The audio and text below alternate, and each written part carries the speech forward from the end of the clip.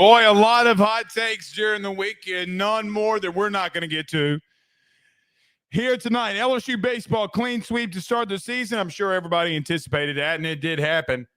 Maybe not the way that some anticipated, as the LSU pitching staff, specifically the bullpen for sure, went out there and absolutely shoved this weekend. We'll break that down. We'll break down the baseball weekend.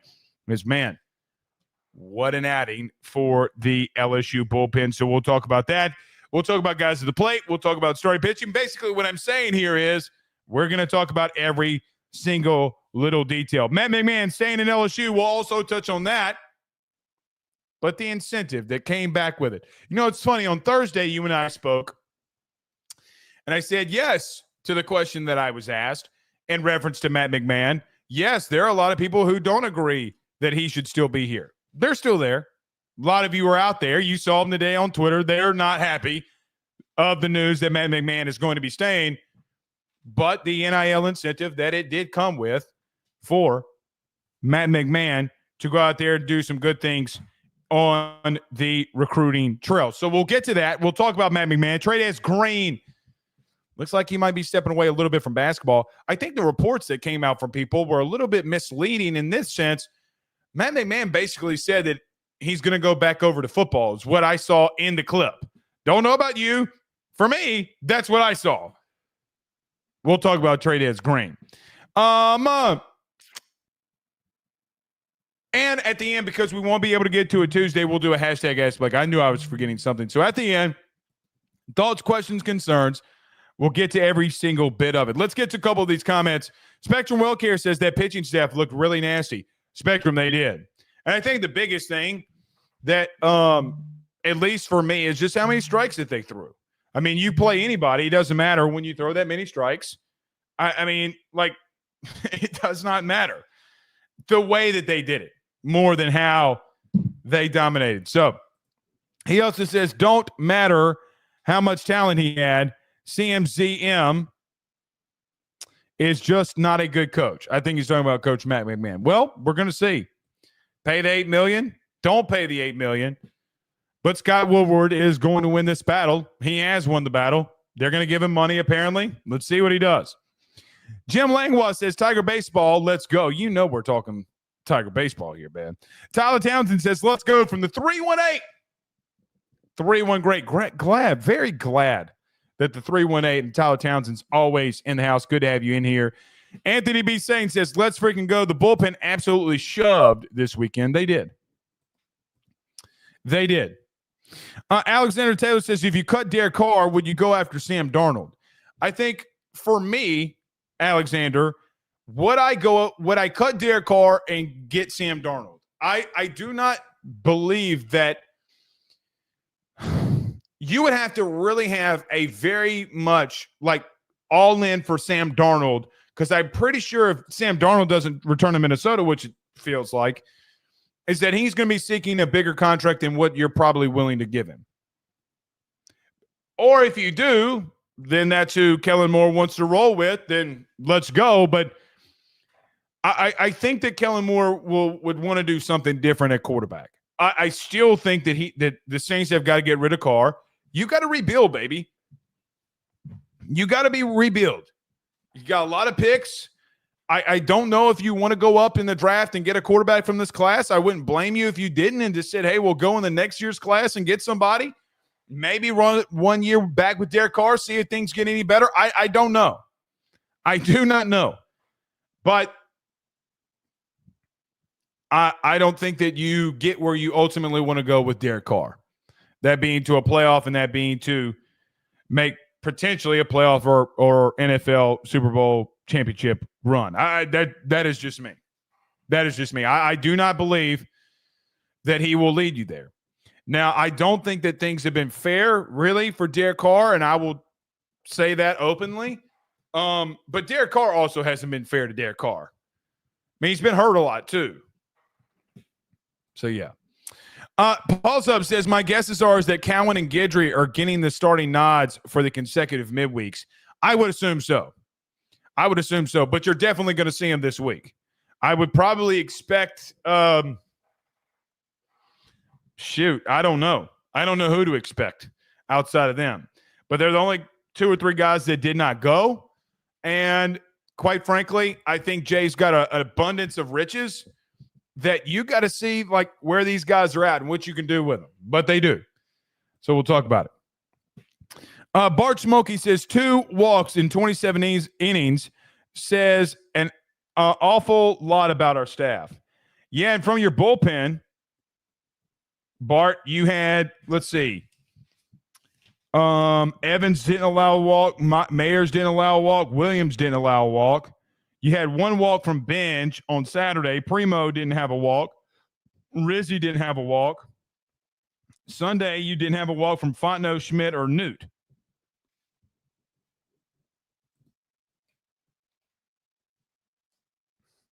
I mean, absolute insanity. All right.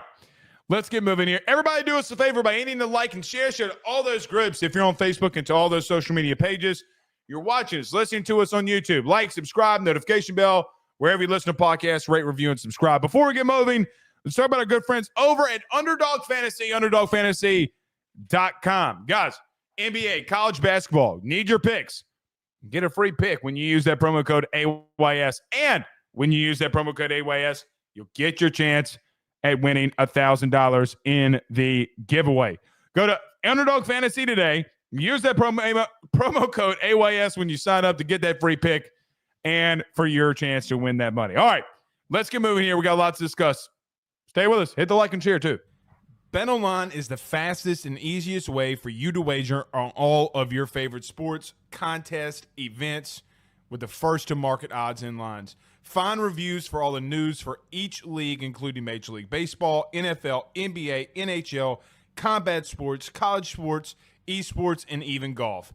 BetOnline continues to be the top online resource for all of your sports information for live in-game betting, props, and futures. Head on over to BetOnline today and use your mobile device to join and make your first sports bet. Use our promo code BELIEVE50, that's BELIEVE50, BLEAV 50, to receive your 50% off welcome bonus on your first deposit. That's betonline.ag, betonline.ag. He will sell your house and find you a new. Well, Tyler's the man, he's here for you. If you want to buy or sell, well, it's not too late. Dial 955-0008. Just call 955-0008. Y'all call Tyler, he'll shoot you straight. Louisiana is unique. The food, the festivals, even the bugs. No, not mud bugs. Unwanted bugs like these. The ones you don't want crawling in your home or business. Trust the Shield from J&J Exterminating. We've been protecting Louisiana homes for over 50 years, earning the trust of our clients because we deliver what we promise. Protect your home from pests. Get the Shield from J&J Exterminating. J&J Exterminating. Yeah.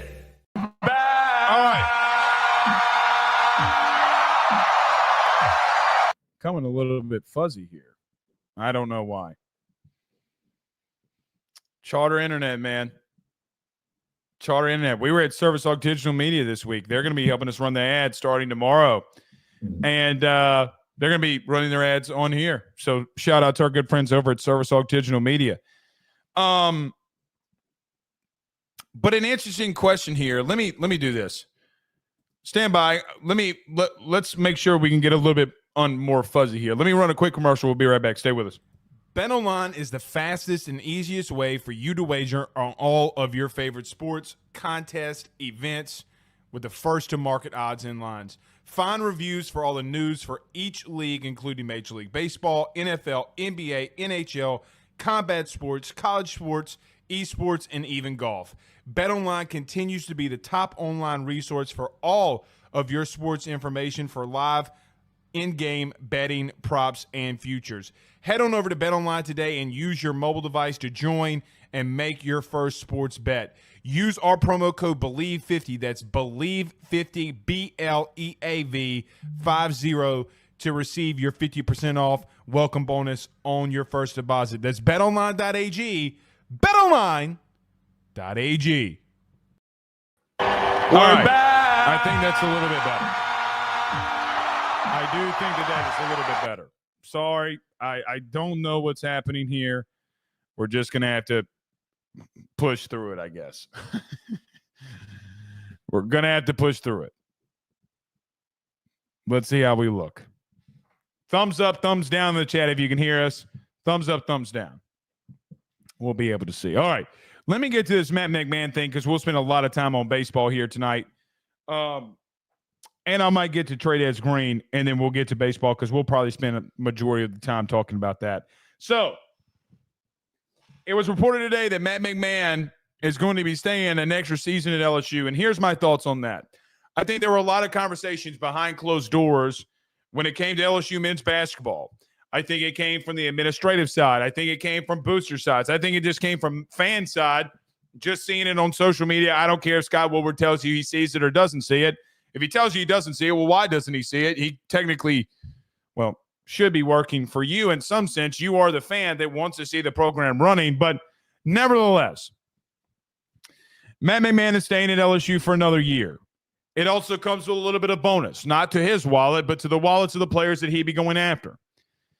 Because it's the same thing that I've said about football that I'll say about men's basketball.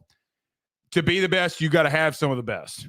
You don't win national championships. You don't get into the Sweet 16. You don't get into the field of 32. Hell, you just don't get into the postseason being Rudy Poo and having Rudy Poo talent. Now, I am not saying that they have that now.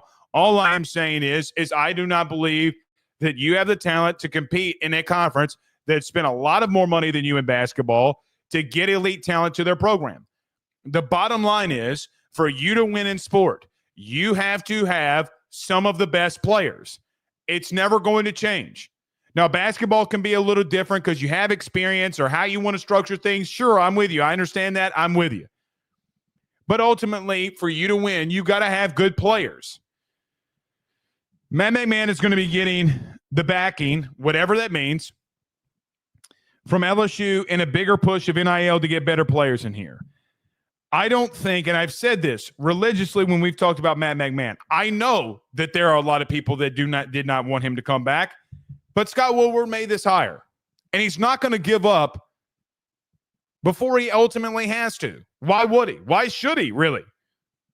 It was 2-4 and winning national championships and bringing coaches in here that can actually, technically 3 out of 5 if you want to talk about Jay Clark, but that is the truth. Might not just want to be the sport that you're in. And I'm going to get to this question in a minute. I see one that's in there that says, Blake, if you had one school that can win a national championship this year, who would it be? It'd probably be football. But I say that until I really want that Omaha run, right? Like, I mean, until I really, Jay Johnson's in Omaha again. And I'm like, if I knew I had the card in my back pocket that they can win a natty, I might do that. I don't know. In reference to Matt McMahon, though, I don't hate the move. I know that from the men's basketball perspective, a lot of people want to win. A lot of people want Will Wade back. And I'm not opening that can of worms with you. If they move on from Matt McMahon, they want to bring back Will Wade. How about this? We'll talk about it then. In reference to right now, in reference to there being a situation, basically LSU came out today and told you that they're not giving him all the ability to go out there and win. There's no administration that comes out and says, whether it be Brian Kelly or whether it be Matt McMahon, who Matt McMahon has been busting his ass, trying to raise funds. He's in a place where a sport like baseball is going to overtake him when it comes to money. That is not an unfortunate truth. It's just the truth. Jay, as an example, and LSU men's basketball is not spending the amount of money that LSU baseball does. Well, it's a little bit of a difference. In today's world, you know what it looks like to win. Now, Dave Shoemate over the SEC Unfiltered asked, what sport does men's basketball come in when it comes to LSU? For me, it's probably 4th, right, at the current moment. I would love for them to go on the run, but I do feel as if, for me, not speaking for every LSU fan, but for me, It goes football, baseball, and then whatever for me. Now, that's me as an individual. I hope men's basketball can make a tournament run. Why wouldn't I want them to make a run? I understand the legends. I understand all the greats that have come before us. The Shaquille O'Neals of the world. So many others that have been there and done that. I love being in high school and playing a high school baseball game. I found out LSU beat Duke while we were playing a baseball game. Like, I love hearing that. I want them to succeed. I want Matt McMahon to succeed. But it doesn't come to the fact that they admitted the administrative side of this, whether you want to hear this or not, they're admitting that they did not give him all the tools that this place can give him. Now, there is about to be a big investment in just not only men's basketball, but women's basketball as well. The new arena is going to be a massive deal. It will be a massive deal for recruiting and facilities and everything that you're going to do for basketball. It's time that happens. I'm with everybody. It's time that it happens. But they're ultimately admitting that they did not give him the access to what he needed. Now, do I think that Matt McMahon can win here if given the right resources? Well, of course I do. I really do. But there comes a part when you make this kind of claim and you make this kind of push. If the success doesn't come after you make a financial push, then what? Is this a final straw that, look, we're going to back you. We're going to give you the funds. Now go out and do it. I think it could be a final straw move. Again, I will continue to repeat. There are people out there that do not like this move and wanted a change in the guard. Scott Woodward ain't going to bend the knee to you, me, boosters, nobody. Regardless of what you think of him, the dude ain't going to bend no knee. He's also admitting, I think, a little bit of his own failure here and not helping Matt McMahon out enough. But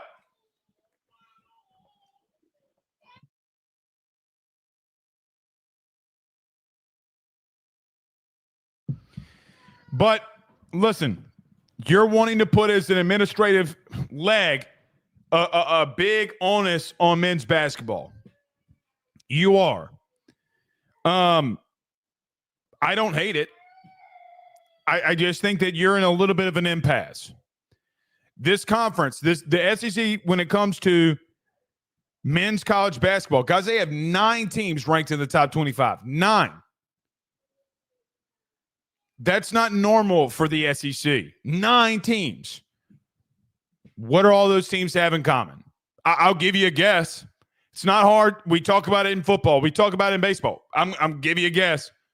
What are they doing? You and I both know exactly what they're doing. They will spend money. They are getting talent. That is the truth. You are not. Now, here's something that I want to make very well known. Matt McMahon did bring in some guys last year from the portal that made a massive chunk of change. Massive chunk of change. So I don't want to hear that you didn't. I want to make this very well clear too, because it wasn't put in good enough context. It's not as Matt McMahon doesn't have any funds. Enough to compete in the SEC right now, probably not. Basketball at this place will always take a back foot to the other two. Now, it won't if you start winning, because this place, and meaning Baton Rouge, LSU fans, they will pay for a winner. They will travel for a winner. There is one thing I want to say here that I want to make very well known. There is a part of this in the Matt McMahon stuff that isn't an excuse. Let me explain. You think Jay Johnson goes out there and asks Scott Woodward that he needs help? Do you think Jay Johnson, who has 2 of the last 3 number 1 high school recruiting classes, the number 1 transfer portal class, and we're going to talk a lot of baseball, a lot of guys that you saw this weekend that shut up, freshmen, all over the place. Do you believe that Jay Johnson goes out there and asks for help? No, he doesn't. He does it himself. So, I will say, some of this still is on Matt McMahon. Some of it is. When you have a bona fide top 25 player in your state and you lose them to the likes of Houston, can't happen. Guys, that just cannot happen. So, I don't hate it, and I really do want Matt McMahon to succeed. Really, I do. But for me, if we're here from a year from now, and we're in a situation where LSU and the collective and Bayou Traditions, which if you want men's basketball to succeed, there's one way for you to do it. Go to Bayou Traditions and give them money. But, because that's coming, by the way, that 100% is coming. So, LSU said that they're going to give him a more financial commitment. Okay, that comes with high expectation. They're admitting they didn't do it. You can't be 2-10 in the league. That's what it means. So, I really do like Matt McMahon. I really do. It's just we're not, baseball and football are going to drown out when you're 2-10 in the conference. Guys, we're not talking about the Oklahoma game here. Because I'm not going to come in here and depress ourselves for 30 minutes on an organization and administration who literally came out today, whether you want to believe it or not, and said that they did not put enough forth for him. If you don't care about it, why do you want fans to care about it? You want the fans to care about it when you're admitting that you didn't do it, that you're one of the least in the SEC when it comes to funding and NIL. Get out of here with that. All right. There was some other basketball news. So Trey Green is going to be stepping away from men's basketball because of academic reasons. Well, that is true. After talking to some people today, it is for some academic reasons. But here's what I'd say. We've talked about Trey Green a lot on this show. We've talked about ultimately where I think his best position in sport will be. When you come in here and you play two sports, in today's world, it's damn near impossible. It is damn near, I don't care the athlete. Not saying it's not doable, because it normally does not work out. Trey Green stepping away. And I heard Matt McMahon today saying that he's going to go back over with football. I talked with Coach Brian Kelly. We got to get these academics working. There's some things going on here. He gave a lot of effort. I mean, that's what he's saying. To me, it seems like a decision has been made after listening to Matt McMahon. The report says that came out stated that he says he's stepping away. Where in that interview, because I went and listened to it, where in that interview did you get that he's saying that he's just stepping away for a little bit for academics? He literally stated, unless he misquoted himself, which could have happened, but again, could have happened. But he literally came out and stated he's going to go back over there with them. That is a direct quote. So unless there's got to be something that's coming back here, or maybe it wasn't, maybe just misspoke, I don't know. I had no clue. What I do know is it's the right move for the kid. It's the right move for the kid. I do not believe that Trey Green, who, by the way, made some freakish plays in basketball. I think he is uberly talented. I think that there's a sport where he could be a bona fide golden jacket guy. And I really do believe that. I think he is that high talented of a human being. I think he needs to put all his focus in for football. Now, you can disagree with me if you're a basketball fan, but let's have the discussion. I'm not even calling it an argument because it's not one. Let's have the discussion. I think that kid is athletic enough, big enough, can get strong enough, which he's not right now, but can get strong enough to be a perennial first-round pick. And I really mean that. I think he has the ability to do it. And I don't come out here and give high praise like that. Like a golden jacket? Get out of here with that. I'm not the one that normally says that. I put a lot of expectations on people. He has that type of potential. In reference to this, in reference to academics, the one thing, guys, Brian Kelly said last week that Trey Green's lifting with the football team. After he goes to class and lifts with the football team, he's off to basketball. Then he's traveling. Then he's back to football because he missed a day, because he was traveling. It is insane, man. I think this is the best move for the individual. Now, before somebody in the comments says, Blake's making a decision for a kid, or Blake, it's not your decision. It doesn't matter to me what he does. If he wants to do both and find a way to do both, any human being wants to do whatever they want. I don't care. But I do think if you're asking me my opinion, which most of you are in here to listen to the opinion, it's the best thing for him. He can be a bona fide tight end, bona fide SEC first team. I think he has the potential to be All-American worthy. I really believe that. I hope I'm not wrong. Really, I really don't. But I think that he does. So, academics. Oh, we're really fuzzy here.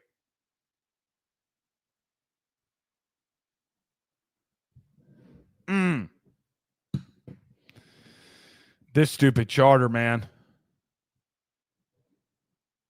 I just don't know what's going on up with this internet.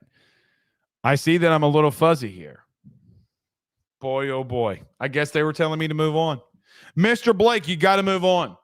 It's time to talk about LSU baseball. That's what they're basically telling me. All right, so let's do this. We've got to the Matt McMahon thing, Trey Green.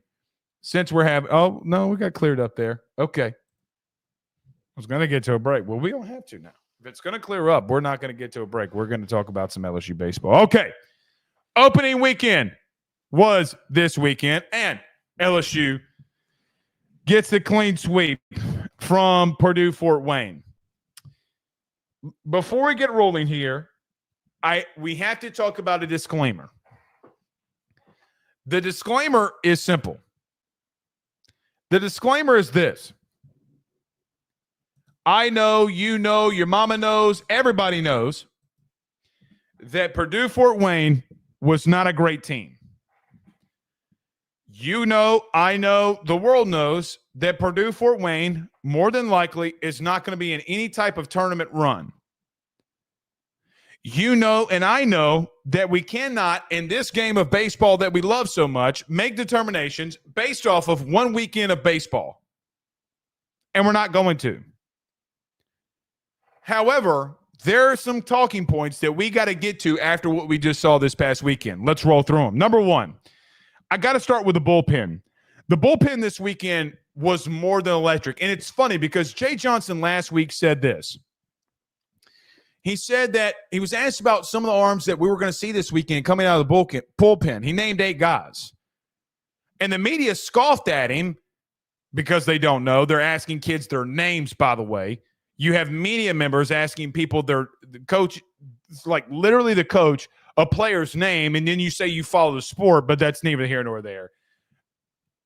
They asked Jay what he was going to do, and he rattled off 8 guys. And they kind of laughed at him. And Jay's like, yeah, we're trying to figure some things out, whatever. And then that happened.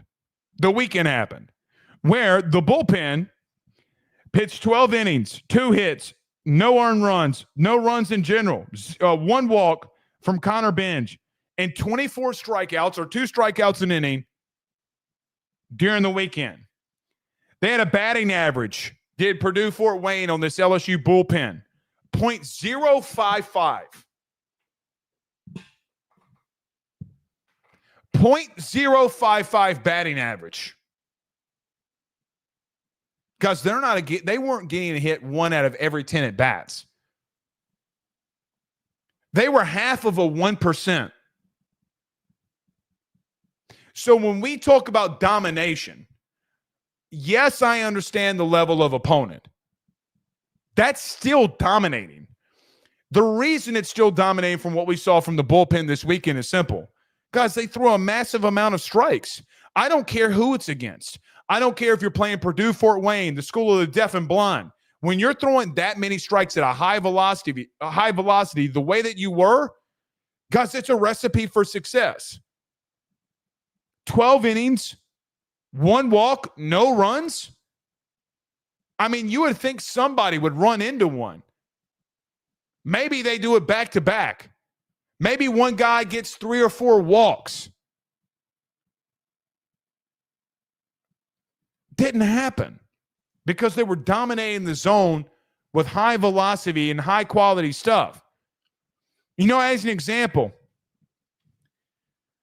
after Cade Anderson came out of the game on Friday, Kason Evans came in and had 2 innings where he struck 4 guys out. Then you had Jacob Myers that came in for an inning. He struck 2 guys out. And then Cooper Williams, which no one's going to remember the battle of Cooper Williams, the big lefty who ended the game for you. But Cooper Williams comes in and he strikes out the side. Or when you come into Saturday and Connor Bench comes in, he does give up a walk, but he goes 1 2/3 innings. He gives up no hits and has 3 Ks. Or DJ Primo, who literally has been brought up in every single conversation that Jay Johnson has had in the preseason. DJ Primo has literally been brought up every single time. Every single time in a press conference. 1 1/3 inning. He gave up a hit and 3 Ks. Then Maverick Rizzi on Saturday, the big 6'9" mammoth out there. Dude looks like a big-ass dinosaur out there. Throwing 97, 98 plus, and an inning gets 2 Ks. I don't care who it's against. You're dominating. Then on Sunday, we got to see something pretty special because you got Fontenot that came in, gave you an inning, no hits, 2 Ks. And then the all-electric freshman and William Schmidt throws 2 2/3 innings. He gets pulled because of a pitch, I would assume, a pitch count situation there. 2 2/3 innings. He gives up a hit and strikes out 4. That is what complete dominance of your opponent looks like.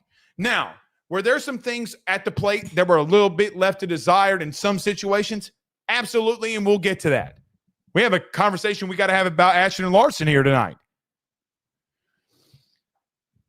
When you do that and you're not allowing walks and you're finding the strike zone and you're absolutely positively dominating, guys, it's going to be really interesting to see how good this staff and bullpen can be. Think about if you have a guy that for whatever reason doesn't have his stuff on a Friday, Saturday, Sunday, and you have this many arms that you can throw out there. Anything you can do, I can do better, buddy. Like, what do you ultimately do with William Schmidt? Gavin Guidry and Zach Cowan did not pitch. They didn't pitch all weekend. So guys in like Gavin Guidry that you thought that would be a part of a Friday night, Saturday night type of ordeal, he's not there. Now, I'm sure you'll see him tomorrow, one of them, and then you'll see him in the other midweek game. But I don't think it's too hyperbolic to say, man, look at how dominant they've looked. What can they be when they get into better competition? Now that the season gets rolling here, your arms and legs get a little bit tired, and you're like, man, God, dog, I had to throw on Friday. I had to be extended on Friday. But, man, we're in a 1-run game against Texas A&M on the road, and Jay's like, hey, man, can you go again? You're in a 1-run game on a Sunday to take first place away from Texas A&M when you're on the road. Can I come in and deliver? Those are the questions that will be asked and will be answered during the season. But, man, there's something, and I purposefully did not bring this up and did not put it inside of the notes that we give out about things we're going to talk about. Now, I am gracious enough to have family staying with me this week, and my brother's here, my sister-in-law, and their son Cooper's staying with us. Ask them. all I did the past 2 days was go around and watch every SEC baseball game that I could. Now, the highlights. Go over to our good buddy Will's. A&M against Elon, who Elon's not Purdue, Fort Wayne, got touched around a little bit. There were moments and times I thought Air Force touched him around a little bit. Arkansas in a battle with Washington State to open their season. What's that all about? I get the level of competition is different. But when you go and look at their staffs and the amount of walks that they're letting up, the lack of control that some of those staffs did not show like LSU did, it brings up a very interesting conversation about how deep this staff is and just how good it can be. Now, Jay had talked about that he thought the pitching staff really looked great in the first 2 weekends in scrimmages and preseason. But then you get out there in the third weekend and then it heats up and then enough was enough and this entire lineup started going nuclear. Then what? Dad's like, okay, well, it came back down to level here. But for a while there, they were dominating. Well, and it's the preseason too. But again, you go to a guy like Kason Evans, bruh. Like, Kason Evans was filthy. Jacob Myers was filthy. Connor Benj was filthy. William Schmidt was filthy. And that kid's only going to get bigger, faster, and stronger. I just think that there's nothing that you can walk away from it and saying, I want to see more. I know that there's a lot of questions that got to be answered here. But my God, how glorious of a situation does it look like you could be in? And for what it's worth, Jay's had struggles in the bullpen. It doesn't matter. Like, you went up against VMI last year and had bullpen struggles. It started from the early part of the season and went all through the entire part of the season. If Griffin Herring couldn't come in, Will Helmers couldn't have control, you had issues. You 1,000% had issues. Want to know why you go to Omaha and you're asking Riley Cooper to go out there and dominate every day? Well, it's because he's the only one that's the most consistent. You have an abundance of riches. Because Kason Evans and William Schmidt, I mean, like, what do you do with them? You got to let things play out, and I'm sure Jay has a plan. I know that Jay has a plan. But, man, there comes a point in time here when you look at this and say to yourself that, listen, man, I love it. I think that they have a chance to be special. How does the season play out? But the first time that you saw Paul Skeens, it wasn't just throwing 102 miles an hour because, quite frankly, that same year you went on the road and lost to a game against Iowa where a pitcher was throwing 100, didn't mean anything, and consistently throwing 100, meant nothing because he was wild, but you still lost. You know when you're on the mound, when you're seeing something when a guy has something special. I think you saw it here. All right. Let's move to what we saw on the diamond. Actually, let me back up. Let's get to the starting rotation that we saw from Sunday, and then we'll get to what happened on the field. All right. On Friday, Cade Anderson, we've talked about this a little bit. We talked about it in the postgame on Saturday, but let's go back through it again. Cade Anderson on Friday had 5 innings pitched, 4 hits, no runs, struck out a lot. I think Cade Anderson was really good. I think there were some times, he got touched a little bit, opening day, whatever. He got in trouble once. I mean, like, he had a walk. I mean, was able to rebound. I thought the big lefty looked great. I don't know if Cade Anderson has completely solidified himself as that Friday night guy. And I think that you have some questions that you're going to have to answer in your rotation. But for the opening weekend, man, I mean, they look great. Cade Anderson has really shown, though, for me, in talking about Friday night, how much work he's put in. Especially when it comes to the accuracy part. Even when he's missing. Even when he did miss. You know, the walk that he gave up. I mean, he misses right inside 3 times on a bender that just didn't bend. And you're talking about a guy in the fourth inning who's getting up in numbers when it comes to pitch count.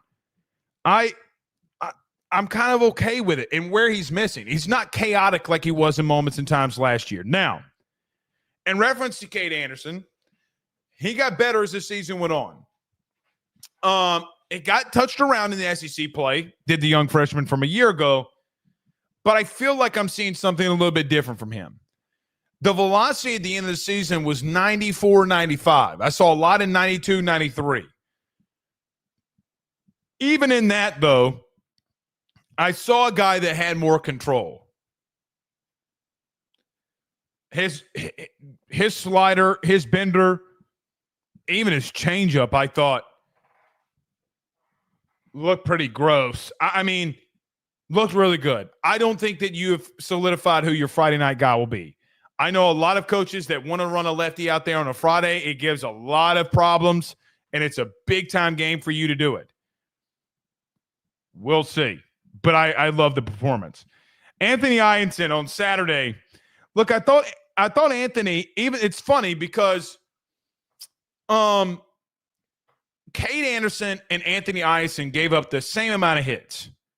They had the same amount of innings. Both had 5 innings pitched.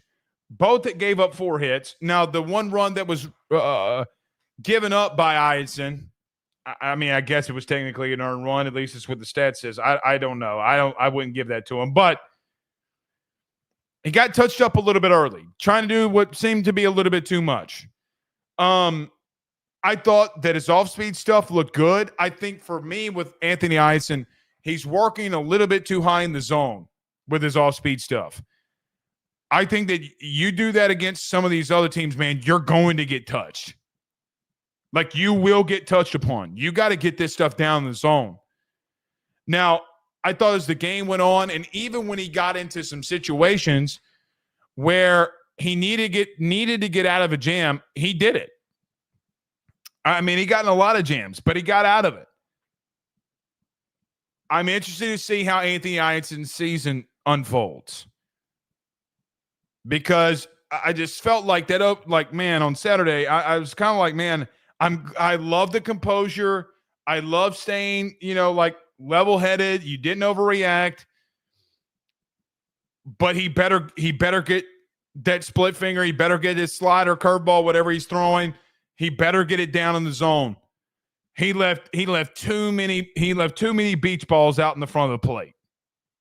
He keeps leaving some out there in the middle of the plate the way that he did. Some of those are not going to be swings and misses. He got some swing and miss. You can't leave them out in the front of the plate. They'll time you up and they'll send that bitch to Jupiter and it won't come home. Elon Musk will send a rocket up for that baseball and he won't be able to get it. It will go into outer space.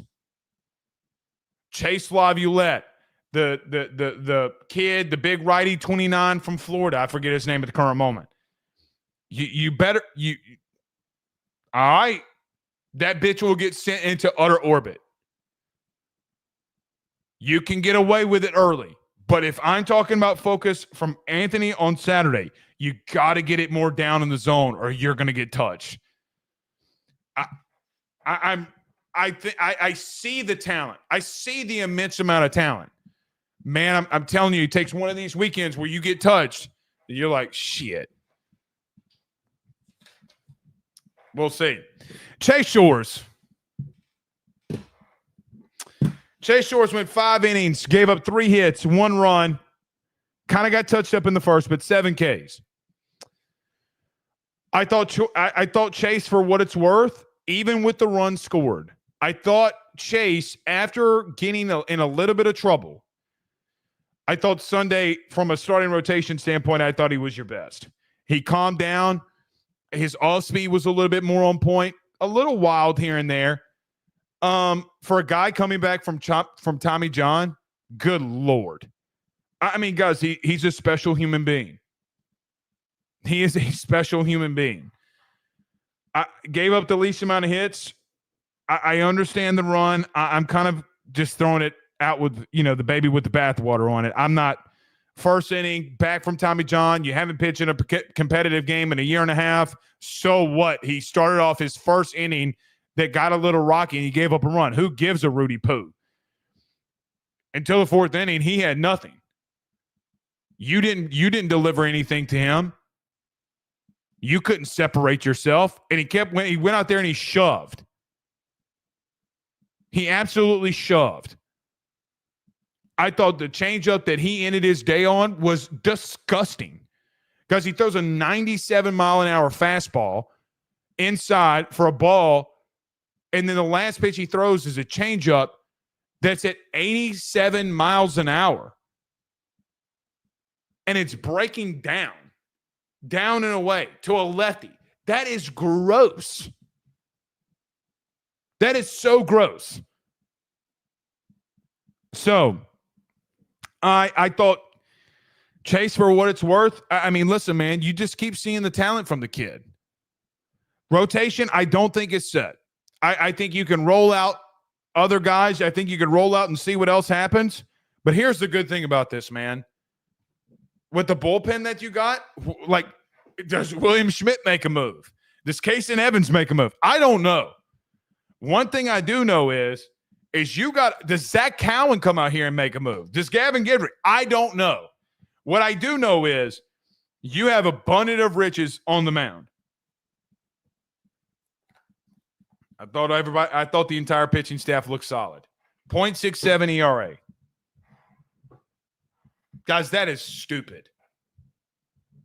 Like, when you really think about it, that is stupid how great that is. You gave up 2 runs in 27 innings. 2 runs in 27 innings. I mean, that's like playing on beginner mode of MLB The Show. All right, let's move to On the Diamond before we get to Ask Blake, get to a commercial, and get out of here. I thought at the plate, man, I thought you looked great. I mean, listen, you're going to heat up at the plate. When the weather heats up, you'll heat up. I think a lot of people thought that things will come in here and it'd be bombs away. Not saying it wasn't. I think you're really good. It's interesting that Jay is going the right, left lineup here. He's been doing it all week, or did it all weekend. But I look at the games that you had on Friday. Like, it's all the same guys whose names keep coming up. Chris Stanfield had a 2-hit performance. Derek Curiel had a 2-hit performance. Daniel Dickinson had 5 RBIs and a 3-hit performance, absolutely killing the baseball. On Saturday, Derek Curiel had the home run with 2 RBIs. Daniel Dickinson had 2 hits and 2 RBIs. Jared Jones hit a ball that has not landed yet after Derek Curiel. I think about Sunday and even Saturday through half the game, Ashton Larson comes in with the bases loaded and gets a base hit right back up the middle, gets an RBI, and it's like, hey, man, I don't want to sit on the bench. I know you started Curiel. Curiel had 4 hits in 2 days. He had a home run in that. Josh Pearson, I mean, I don't know what you do with Josh Pearson. Maybe you move into DH and put Ashton Larson out and right, but I'm coming for somebody's starting position. Chris Stanfield had multiple games with multiple hits. So now what do you do with Ashton Larson? In the outfield, I think you also have an abundance of riches. So on Saturday, there was a comment that I said in the postgame that did not go over well with some. I talked about Ethan Fry, and that when the margins are so thin, when you're trying to get a starting spot, I didn't like his performance. Now, he did hit one to the warning track. I get that. He did have a single that probably in a normal game against better talent at shortstop isn't out. But guys, now you have him as probably your 6th outfielder right now, because Josh Pearson had a really good weekend, saw the ball really well, got some really big hits, got a big RBI, runners on second and third, hits the ball on the right side of the infield, run scores. Do your job, kid. But now you have to have a serious conversation about what you do with Ashton Larson.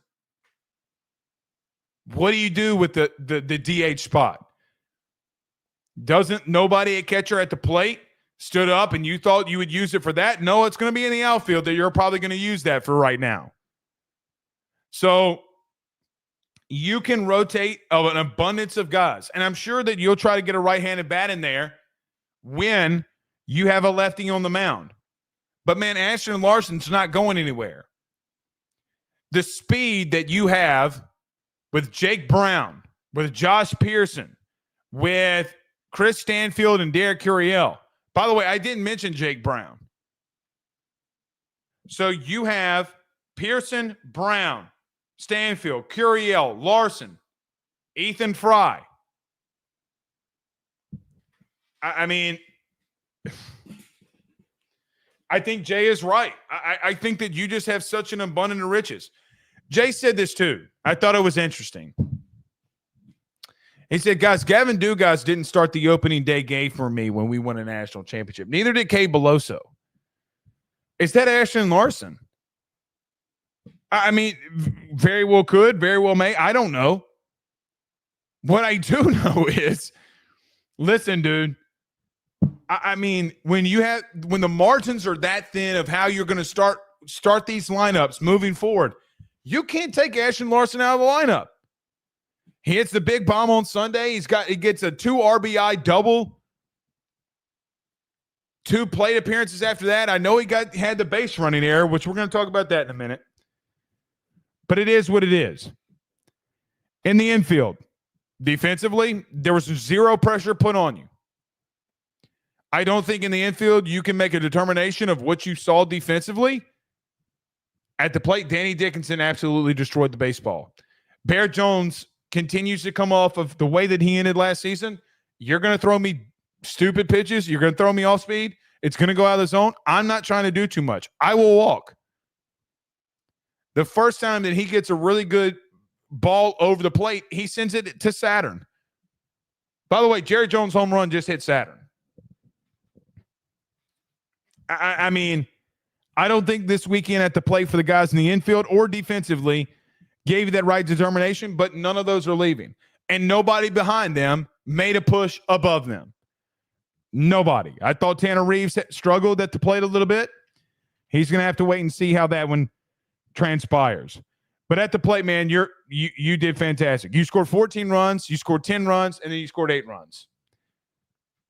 I don't know what else you want LSU to do there because you didn't rule them both times. I mean, like that's what I'm supposed to say here. Like that's the problem.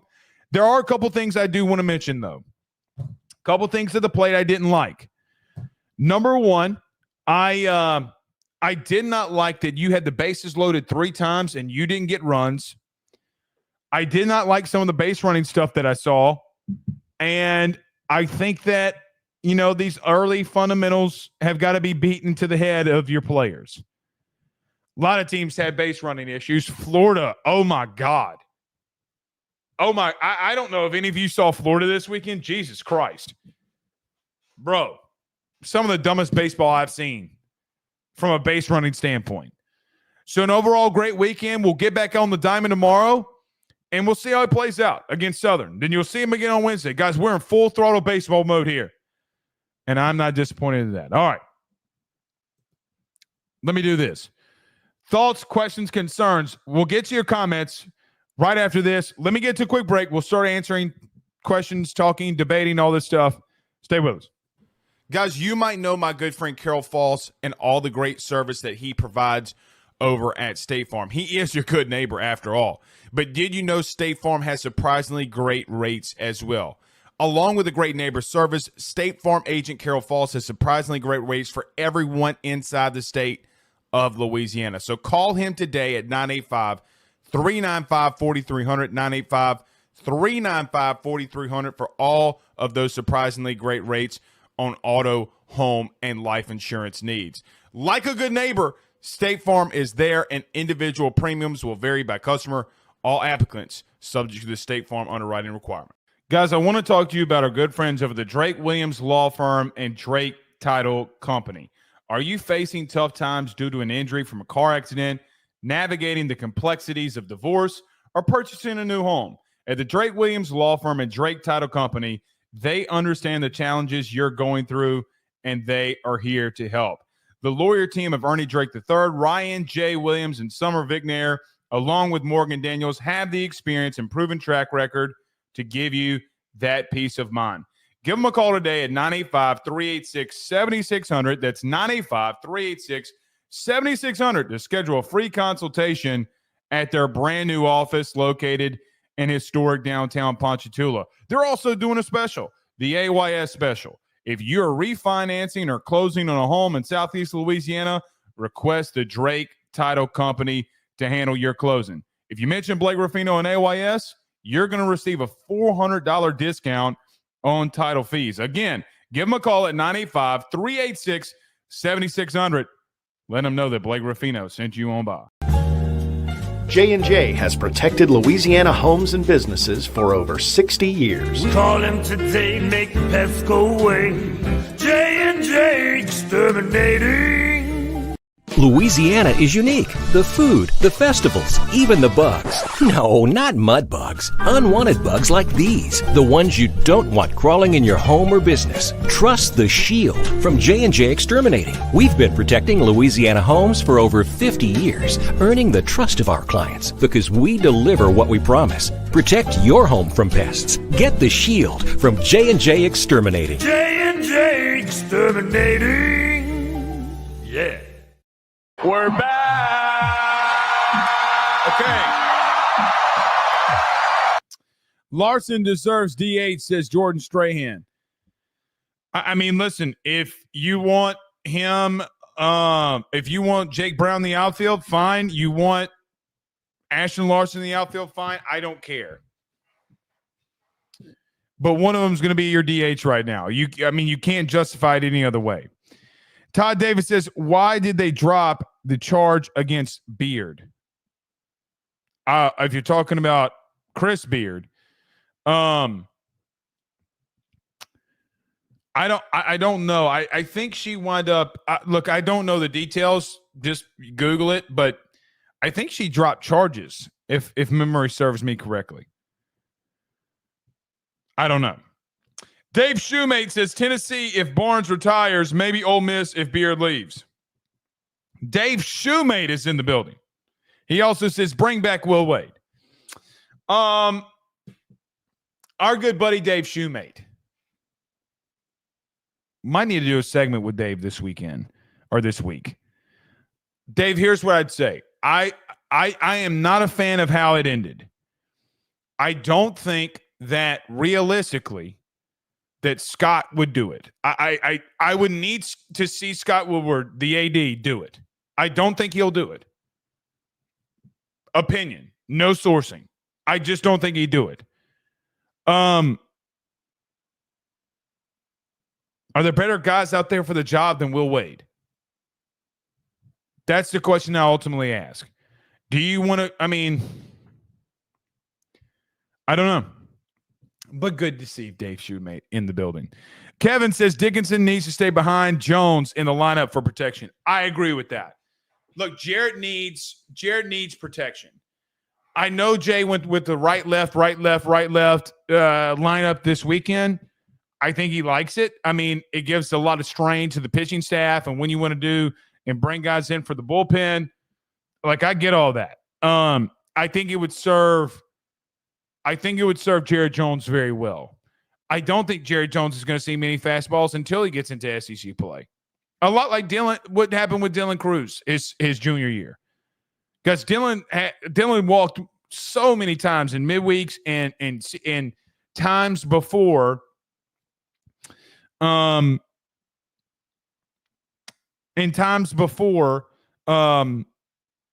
SEC play. I also believe that Tommy Tanks, as an example, being behind Dylan Cruz, promoted both of them. So I'm with you there. Jordan says, I was expecting a double steal with Larson was in the rundown. Well, it was, a double steal. It wasn't, he never technically got on base. He was never there during a pitch. Send the guy home. It wasn't a double steal there, but He can't get caught. Captain LSU 14 says got stealing a lot, but Purdue's catcher had a cannon. Yeah, I'm not worried about that. I mean, look, man, he made some badass throws. I mean, dude made some serious throws. I don't think Purdue Fort Wayne was as bad as some wanted to give him credit for, but you can't go out there and say that because you don't have the justification. Like defensively, they made some serious plays. So, anyway. All right. We'll see y'all again tomorrow. Y'all have a good night, man. Peace.